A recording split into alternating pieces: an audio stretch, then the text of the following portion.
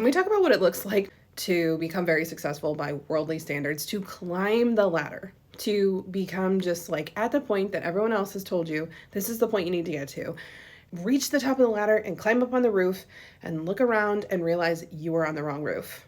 Quick story time. It is May 2019.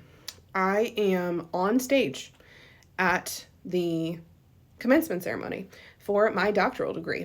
I am sitting surrounded by coworkers that I work with at this very wonderful university. They are nurse practitioners, PhDs, DNPs. They have done so many amazing things. My fellow doctoral classmates that don't work for the university too. They're sitting in the audience and I'm watching them all come up.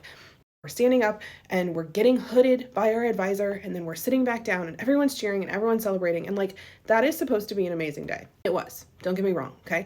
I spent 12 years getting 4 degrees. And that moment that I sat back down, do you want to know the thought that was in my brain? Now what? Now what? I, at that point, had reached the pinnacle of success in my educational journey. There was like not another place to go at that point. And I realized that I had a really important decision to make in that moment. I needed to ask myself, am I going to continue to experience this spiritual restlessness that I have had for like the better part of my entire life, where I'm always chasing something external, right? I've started businesses, I've changed positions, I've advanced in responsibility.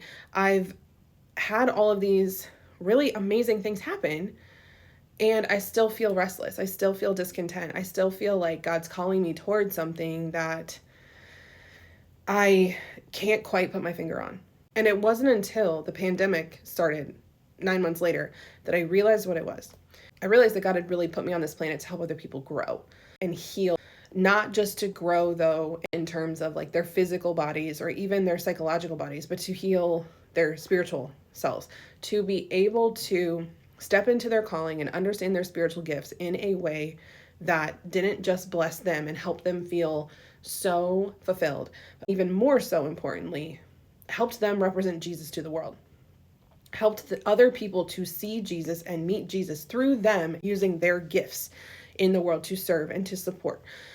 This journey would take another 6 years. This journey would require so much heartbreak and like just crumbling of all of the worldly ways. This would look like me deciding to take myself down off of that roof that I had placed myself on, that the world had told me, if you just get on this roof, you're going to feel so successful and so fulfilled.